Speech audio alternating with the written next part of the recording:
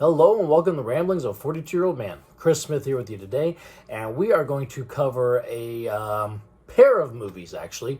A movie and its sequel, and these are the movies Pooka, with an exclamation at the end, and Pooka Lives, also with another exclamation at the end.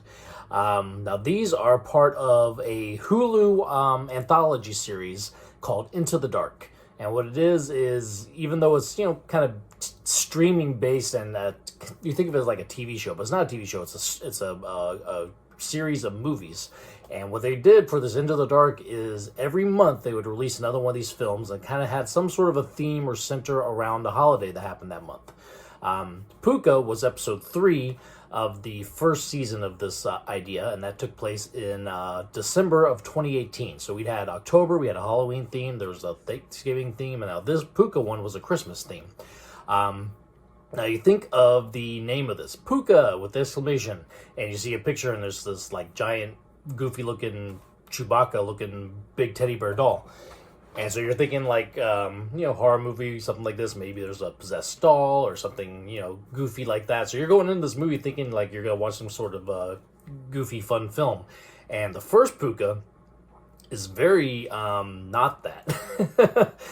There is, the doll is actually a person dressed up in like a mascot-sized costume for promotion of this new toy that is coming out called the Pooka doll. And throughout the movie, we get a lot of weird things that we're thinking we're seeing the possessed like mascot or something, or the guy himself become possessed by this mascot, and some of the killings and stuff happen. By the end of the movie, though, we're realizing this is a really, really strange version of somebody's grief and guilt over an action that they did in the past, and it's manifesting this way. And by the end of the movie, you're a little shell-shocked by what you saw. So if you went into this looking for a fun time, you kind of came out of it in a bit of a downer, I would say. A lot of a downer, I would say. But it's definitely not what you expect. It's not a bad movie by any means. It is good. It's just not what you necessarily might have thought of going into it. Now, Pooka Lives, on the other hand, this one came out on the Into the Dark Season 2. So it's all, again, the following year with another episode each month kind of themed to a holiday. And Pooka Lives came out around the Easter time. It says it's themed around Easter. Really, I didn't see much of a connection to Easter at all in it, but that's kind of the theme that it was going for in that month. But this movie is what you probably thought you were getting when you first went into Pooka.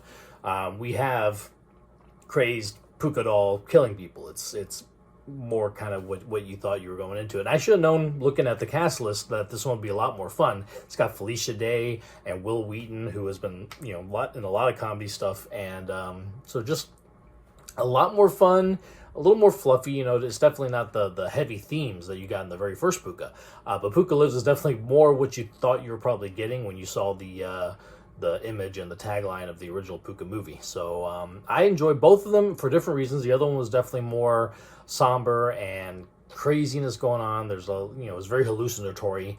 The narrator is unreliable as all get out, and by the end of the movie you figure out why and the reason why things are going on. And so it's very much a downer ending.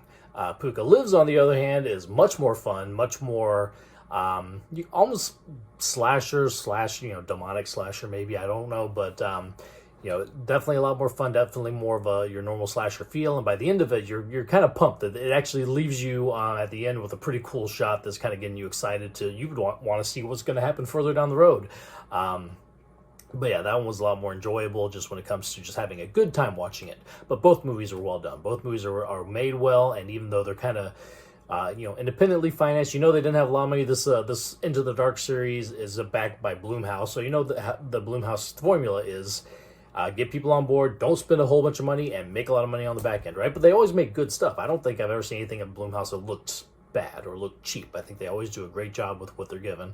And nowadays with the blockbuster filmmaking and stuff, the MCU of it all, everything big has to be MCU or Star Wars. It's kind of nice that these little independent, cheaply made things are able to find a place, and Hulu is a good place for that. So that's where all these kind of came from. So that being said, I enjoyed both of these for different reasons. First one, if you're much more of a kind of a serious tone to it. The second one, much more out there and goofy and fun. But enjoy both of them. Both of them are on Hulu.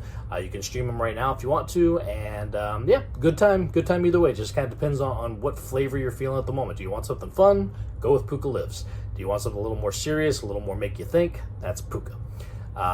It sounds funny. I keep saying these names; they sound so goofy. But yeah, look for those on Hulu. And if anybody's watches them, and enjoys them, let me know. Let me know if anybody else enjoyed them.